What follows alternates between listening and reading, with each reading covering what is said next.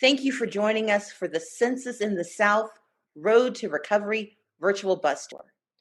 As COVID-19 rates continue to rise across the nation, the South is particularly vulnerable.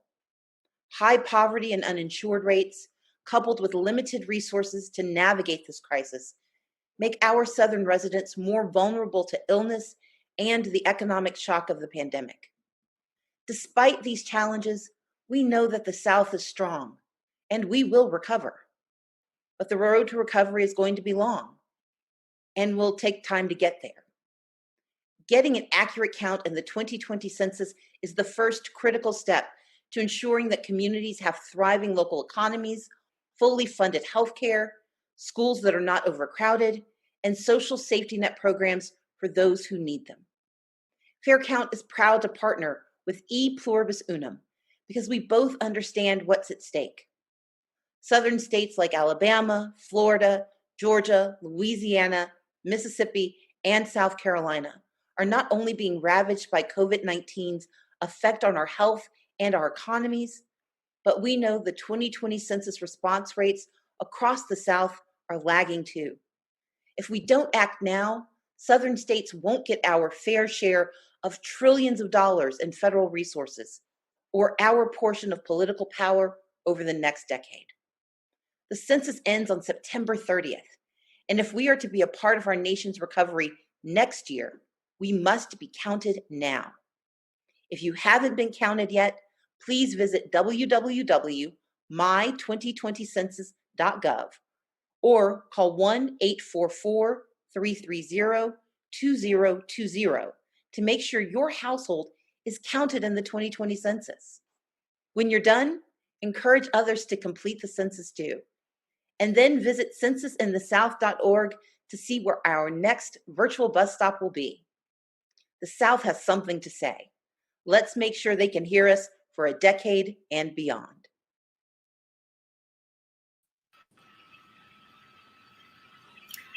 Good evening. I'm Dr. Carrie Claudia Allen, and I'd like to welcome you to the Census in the South Road to Recovery virtual bus tour. Pluribus Unum and Fair Count have partnered to host a series of wonderful events throughout the South, emphasizing that a full recovery from the COVID-19 pandemic will require a fair and accurate census. In addition to this event, their teams of volunteers have been calling and texting South Carolinians to encourage them to participate in the 2020 census.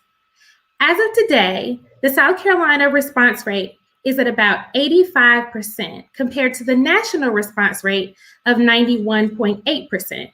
So as you can see, we definitely have work to do, but I think we can get there.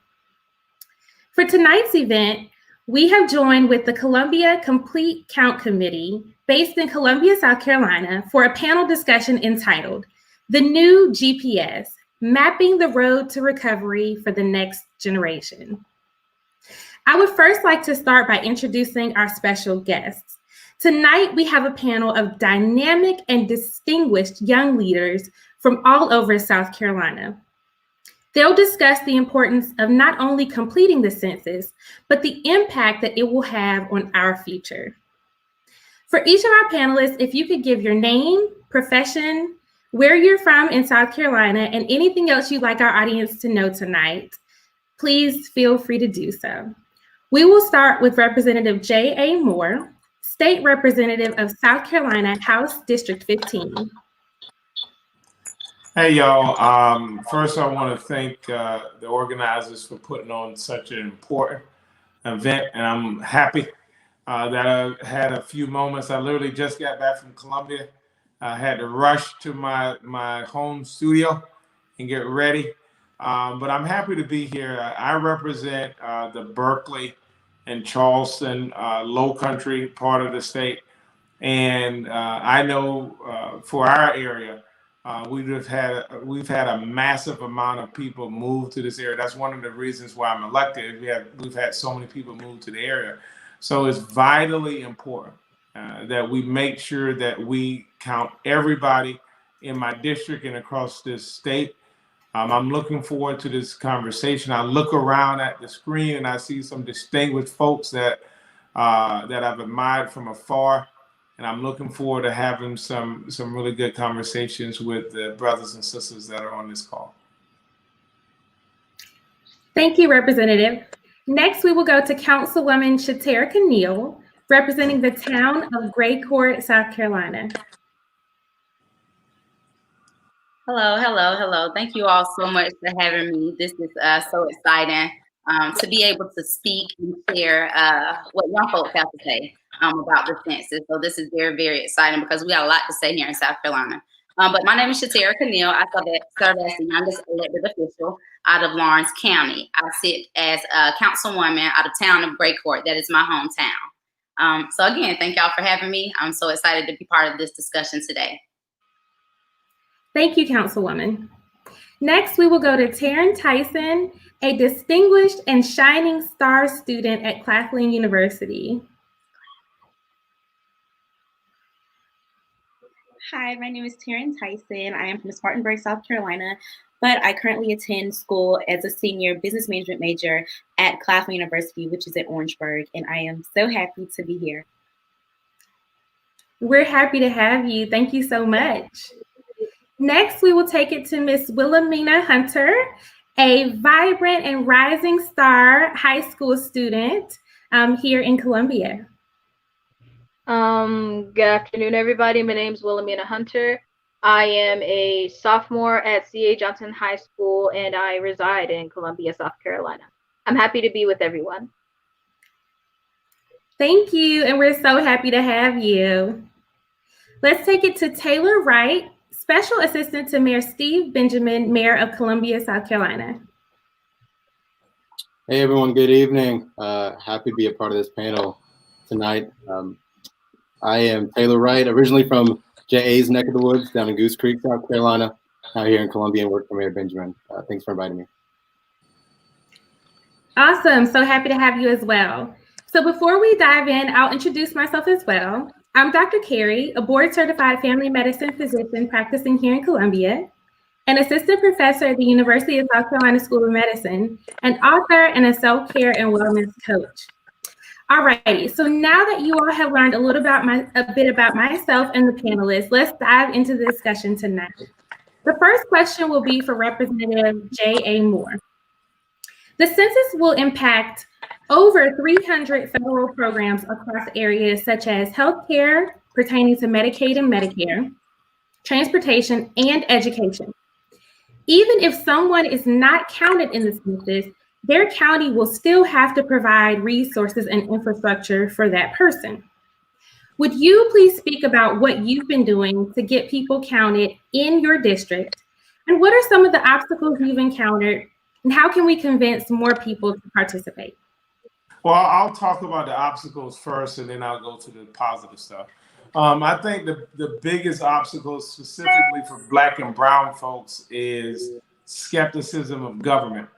And that's one of the reasons why I ran for office in the first place is, too often folks that look like us on this call have had government do them wrong or ignore them. And so now we're coming around and saying, hey, y'all fill out this paperwork and give it to the government, and the government is going to help you.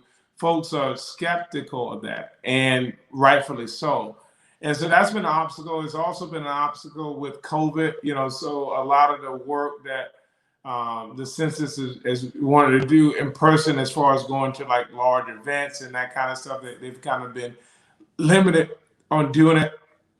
And then, like I said, but it's the big thing for the longest time here was the self-reporting numbers were horrendous. I mean, I looked at a lot of the reporting for self-reporting. People just were so skeptical of government, especially when you start breaking it down based on race and stuff. Like Black and brown folks just weren't self-reporting. Luckily, we had a big push even during COVID of people knocking on folks' doors and doing the difficult work, and we got those numbers up to, was it 86% or something like that? And that was just the tireless work of so many people that really believe in getting folks counted so we can get these resources. And the things that I've been doing is, being visible, talking about it, letting people know like there's no, crazy person on the other end of it. There's people like me. And so go visiting barbershops, talking about the census. And I think this the awareness piece, like don't tell me about like my schools aren't getting better. It's the same leak in my roof as that was there when I was there. Now my son there, and you ain't filling out the census. Don't talk about the roads not being paved and you messing your rims up or your tires up on your car and you ain't filling out your census. Like, don't talk about the parks and stuff that just not in your community and you ain't filling out your census. Like, so like having those real conversations with brothers and sisters in our community and visiting the communities. One thing also I think as Black folks that we got to do a better job of is like really engaging with the Latino community, the Hispanic and Latino community. And it's something that I've like actively done since I've been elected. It's making sure that I have real relationships in that community, speaking to folks. For most of them, it's the first time any kind of elected official of any kind has ever talked to them about anything. And that makes a big difference because we have to make sure that our brown brothers and sisters are counted too, because they're so important.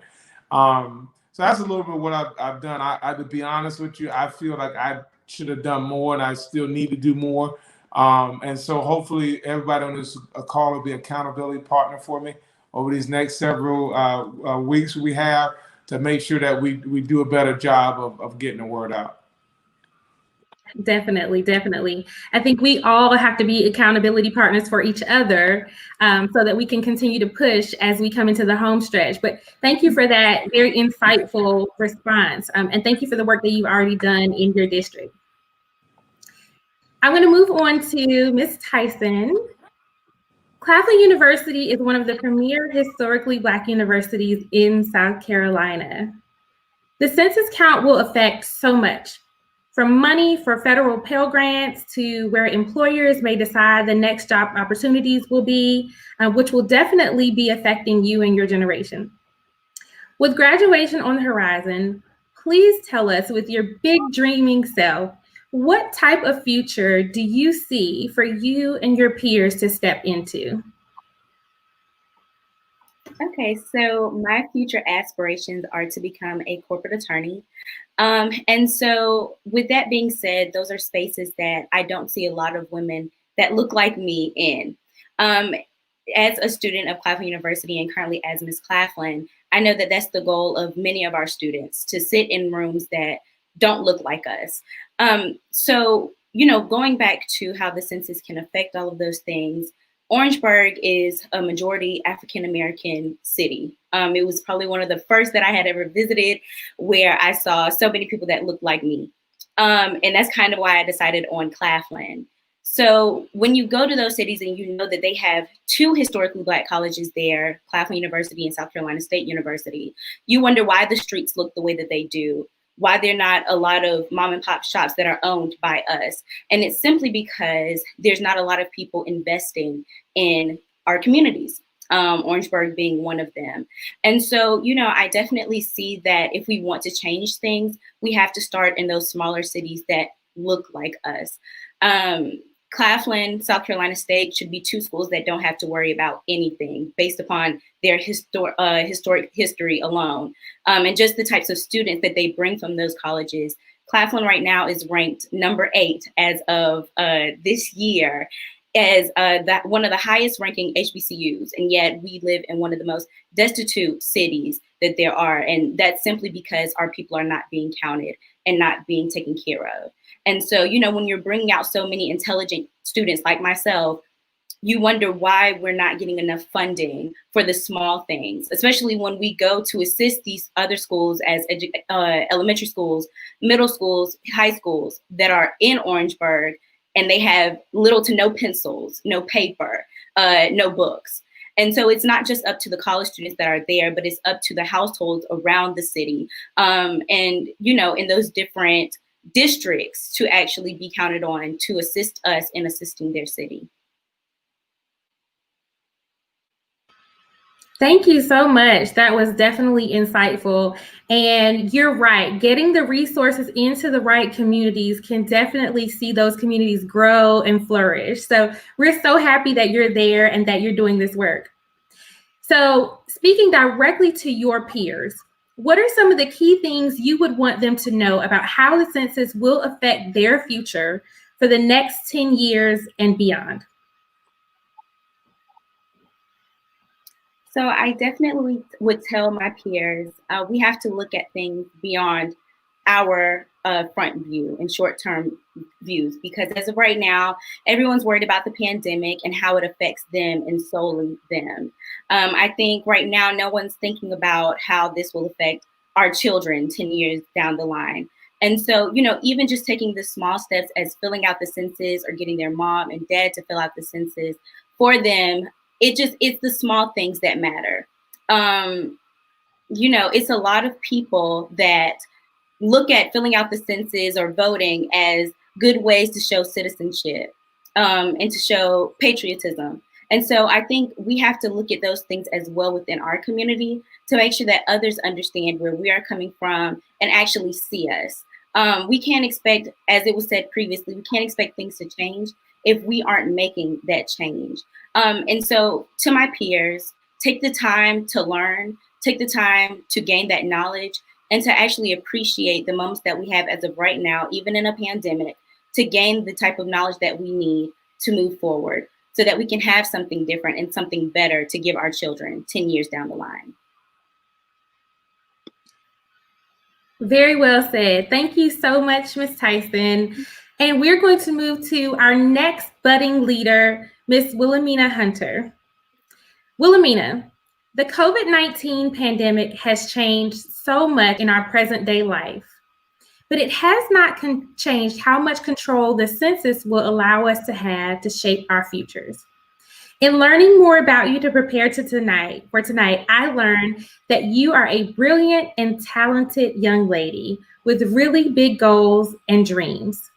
So please share with us, as we travel the road to recovery, what future do you envision for yourself, your family, and your classmates in the next 10 years?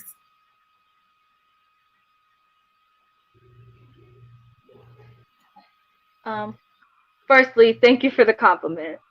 What I see myself and my family, and along with my peers in the next 10 years, it really depends, and I feel this strongly, how they carry on with the COVID situation, because the quality in our education is already quite low in low income areas, and COVID is seeming to drop it. And being with my friends and my peers who I've known since middle school, elementary school, and seeing how big their aspirations are along with mine, because I want to be a doctor, that drop in quality education can harm how we're able to go through to college, can harm our grades, our GPAs, how much we know when we finally graduate high school and want to go to our career. But knowing my peers, knowing everybody that I've gone through classes with over the years, if we really tough it out, we can really make a difference in the future.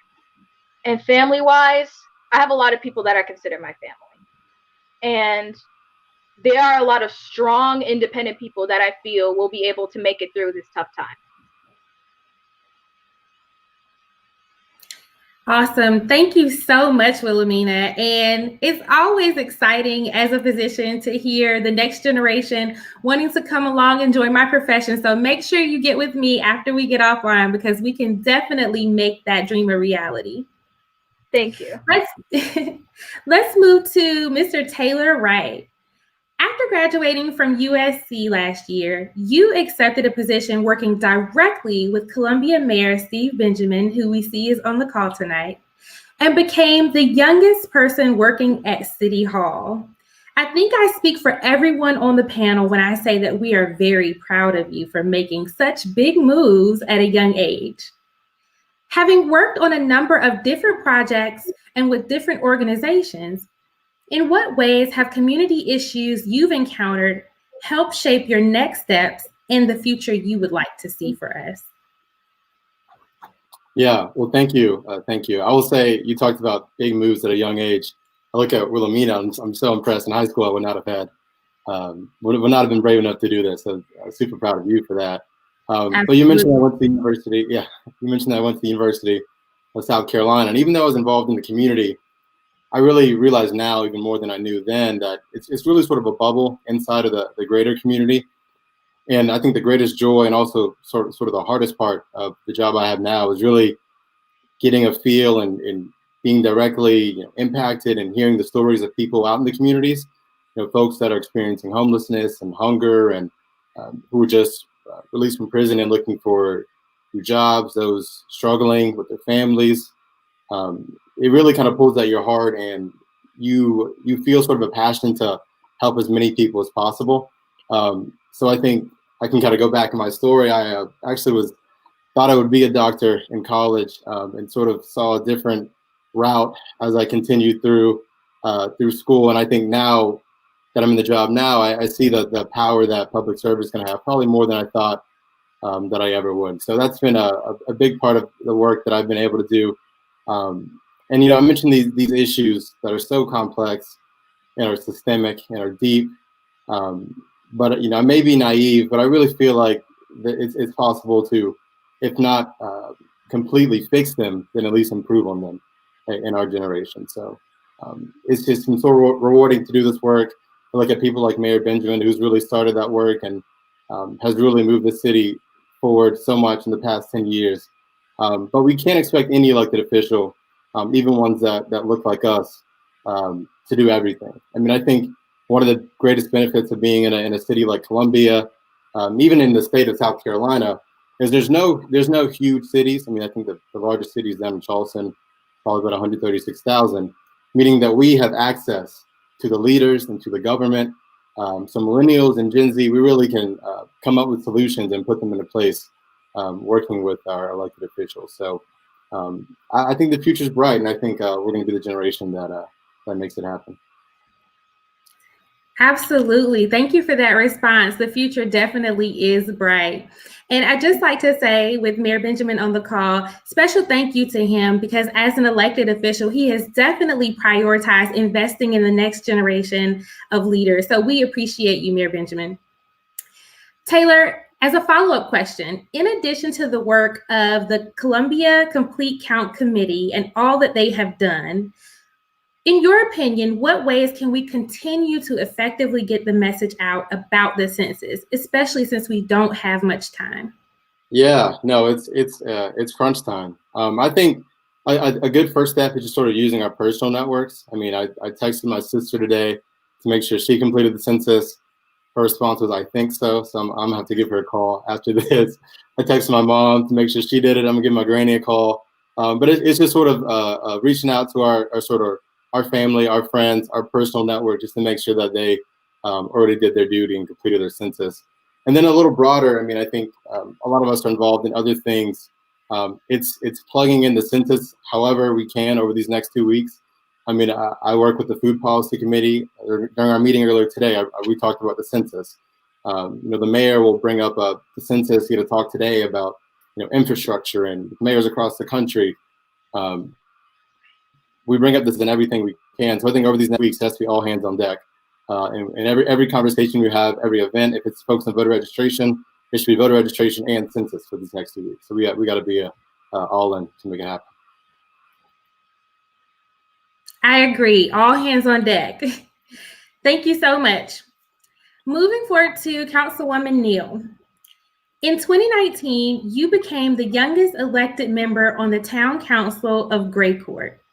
As a friend and member of your fan club, I've felt blessed to watch you set your goal, campaign hard, and win your seat. So congratulations again.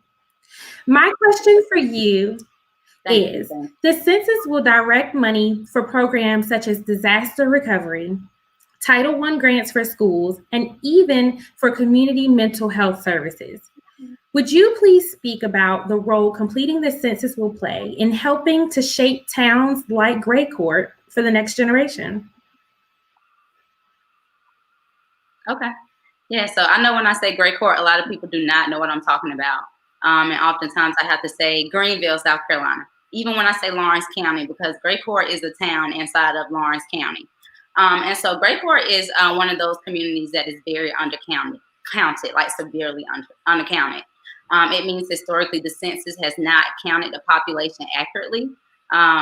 In 2010, our town's response rate was 48.6%. In 2000, that put us at a total population of 795 people. In 2000, we were at a count of 1,021 people. So we went from 1,021 people in 2000 to 721 people in 2010. And so that means that because of this, we have not received our fair share in political power and resources. The impact of being undercounted means that our beloved community has more people than resources, resulting in people being unable to get what they need in order to thrive. So when I think about 2010, I think about 10 years ago. I'm currently 30. That was 20. I was 20 at the time. Gray Court, nothing has changed since then. There has been absolutely no growth. It is what we call a dead town. And so myself as a social worker, I was able to assess the needs in our communities, but not be able to, assess the needs in our communities, but also electoralize those needs and issues. And so I know that it is very important to have folks in our seats who will make certain that people complete the census.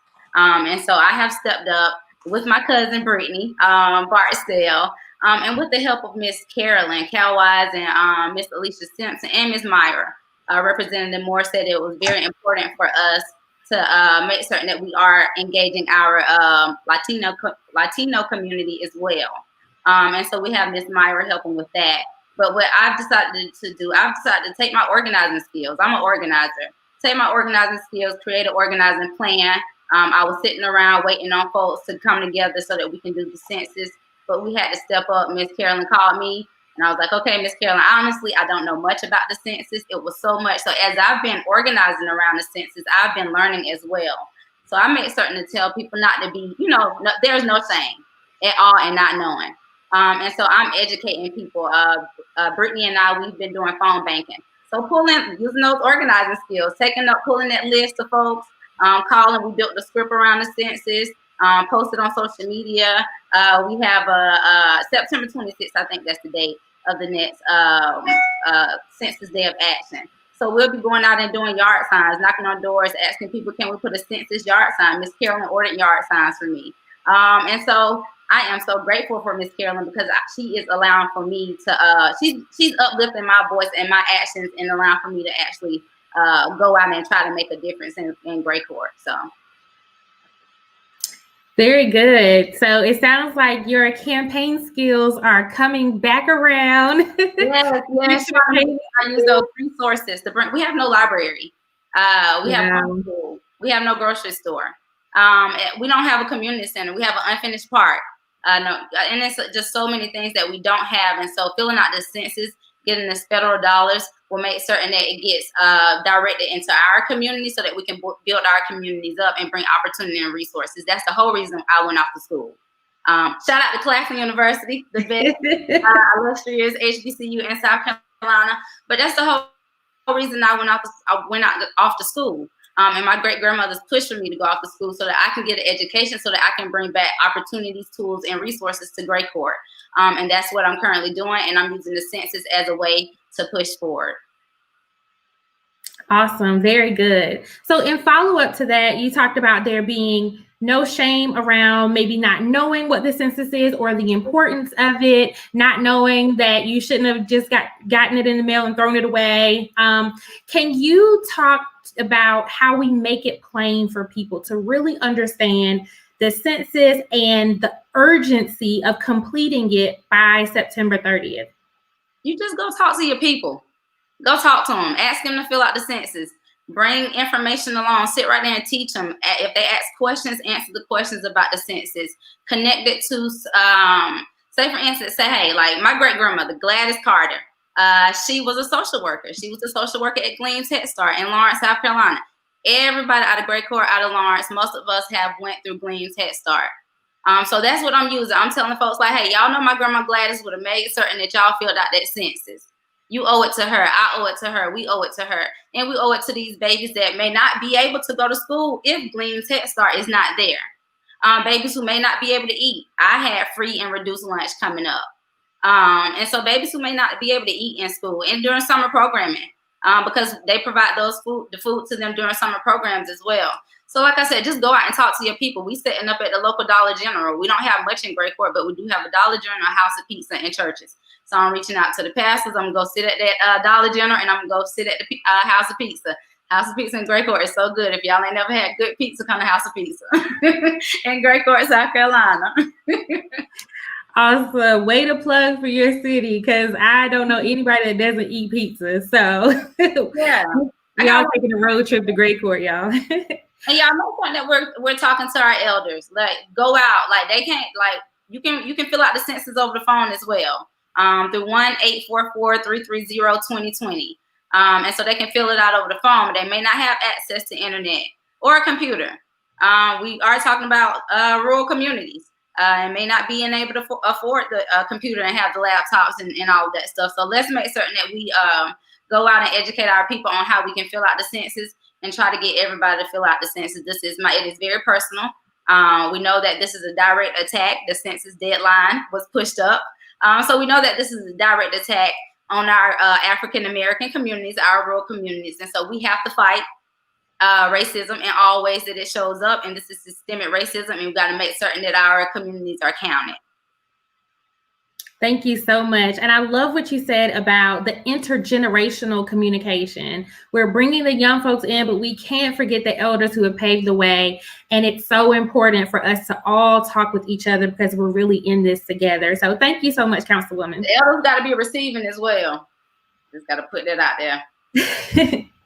So before we go to our panelists' final remarks, we wanted to share a brief video of some of the incredible work that the Columbia Complete Count Committee has been doing. We will return right after this video break.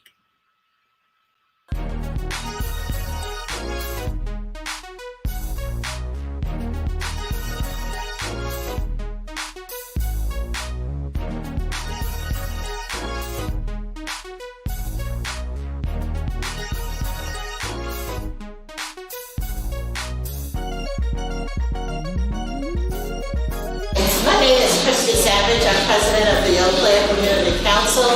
The census is important because numbers determine the resources we get in any given area. So we want to make sure that everyone counts and that everyone knows how important it is so that we can have the proper resources to make a difference in our communities. I'm Ed McDowell, and I'm the council person for District 2. I'm here today because I think it's ultimately critically important that not only do we vote, but we also fill out the necessary forms for the census. The census is important, very important in the life of this community of ours, in this city of ours, and of course in the nation. If you have not completed your census form, I would certainly hope and pray that you do that. Those forms allows us to look at service areas and possibilities that are there. So please, fill out your census. Thank you.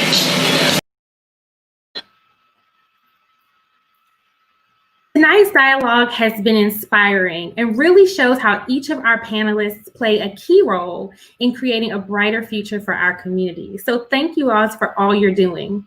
As we come to a close this evening, I'd like to turn to each guest to answer the following question. What do you want our communities to look like for the next generation? Let's start with Mr. Taylor Wright.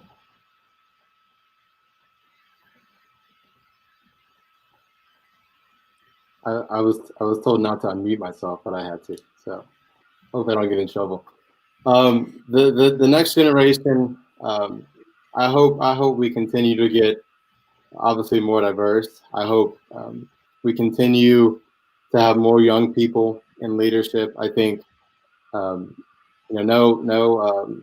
offense to millennials, But I think it's time for Gen Z to step up even more. I mean, I think it's it's our time. I think we have to step up and make real change, real systemic changes, and not just complain about it. We got to step up and make things happen. So I hope this is the generation that that sort of stands on the shoulders of those that came before us and put in the hard work and really take some things over the finish line that we've been battling for so long. You talk about racism, you talk about prison industrial complex, you talk about hunger, homelessness, things that I think we'll continue to struggle with in some way, but I just feel like it's going to need real systemic change to improve upon. So I hope that's what the next generation looks like, and I have faith that it will. Thank you. I do too. Let's go to Wilhelmina.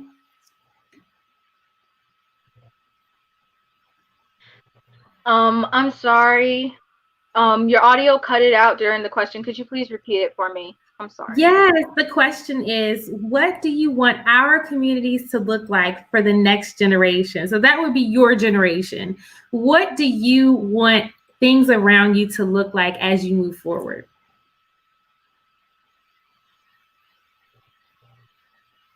Moving forward, from what I've heard a lot, based on my opinion and what a lot of my peers have said, we would really like, if we can't get a lot out of our, if we can't fix our community as well as we wanted to, we want to be able to get a very good and proper education so we can fix it ourselves when we come of age. And so the generations after ours, because I have 2 little nephews that are going to be growing up in this world, I want them to be able to go through easier when it comes to community, especially education, because I want them to be able to grow up, be intelligent, and get the right career that they want. Awesome. Thank you for sharing your future vision with us. Next, we'll go to Representative Moore. I just want to once again thank everybody that's on the call. It's it's not often in public life at 35 that I feel like the old guy on the phone call, but I definitely feel like the old guy on the phone call, and which is great. I mean, we just have such phenomenal young leaders. And listen, I'm gonna do everything I can for all you all to pave the way so y'all can lead us into the next generation. So all I'm looking forward to is those that are on this call, me, doing everything I can. I might have to go to the gym a little bit more so I can get my shoulders strong so I can hold them up. But I mean, I think the truth of the matter is, I think we're in good shape. We have some phenomenal young people throughout the state, both black and brown and white and everything else. And I've had the pleasure to get to know so many of them through my journey of giving back and serving. And, look, South Carolina has a unique history.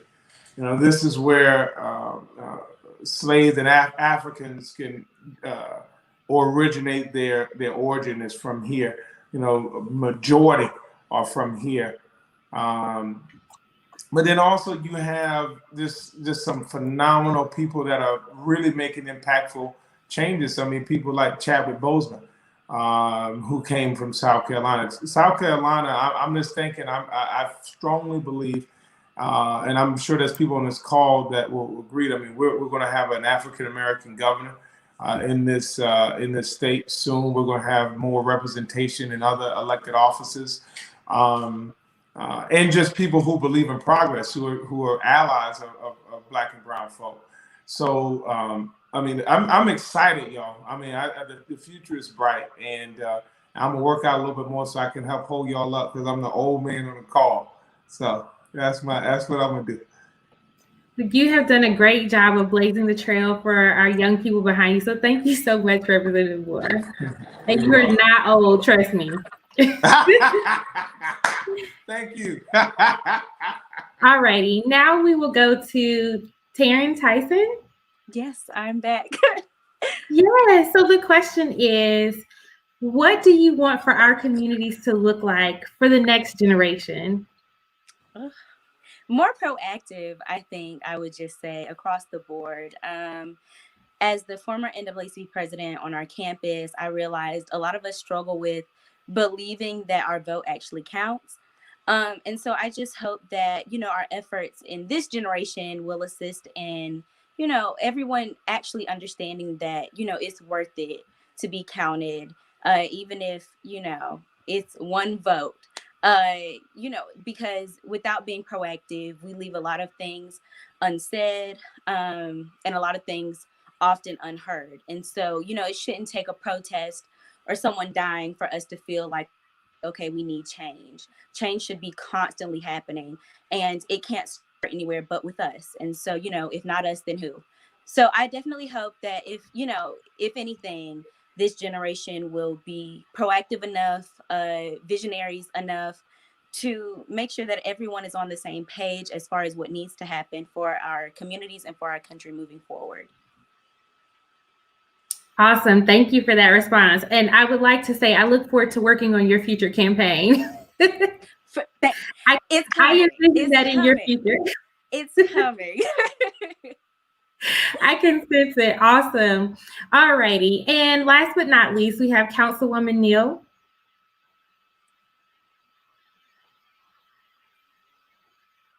Okay. So as Claflin University says, the world needs visionaries. And so since embarking upon Claflin University, Claflin really molded us into visionaries. And so when people ask me, I can envision something in a matter of seconds. And so for Great Core, I see a library for our next generation. I see a grocery store. I see an updated post office. I see a community center. I see bike trails. I see a finished park. I see restaurants. I see small businesses, a hair store. I see opportunities. I see resources. I see an overflow of resources coming to our generation, our younger generation. My nieces, I have nieces. I have a nephew, and I have younger cousins. If anybody was just following me on social media, you saw baby ride that I've had for the past 3 days. So that's why we have to make certain that we complete the census for the babies that coming up in our community. And in my community, that's all of our cousins, because all of us are cousins out of Great Court. So we got to make certain that we push for, and we have to fill out the census. We have to organize around issues, but we also have to organize around building Black political power as well, in order to make certain that we can make this vision come into fruition. Thank you so much for that. I love all of the visions, the big dreams. This is big dream energy on the call tonight. So let's wrap it up. On behalf of Fair Count and Pluribus Unum, I would like to thank you all from the bottom of my heart for joining us tonight for our South Carolina virtual stop along the Census in the South Road to Recovery virtual bus tour. Also, a huge, huge thank you to the folks with the Columbia Complete Count Committee for all your hard work and for putting on tonight's event. A couple of reminders. You can complete your census questionnaire tonight by going to my2020census.gov, by calling 1-844-330-2020, or by sending in your paper questionnaire by mail. You can also visit censusinthesouth.org for updates on this virtual bus tour. Take care and see you soon.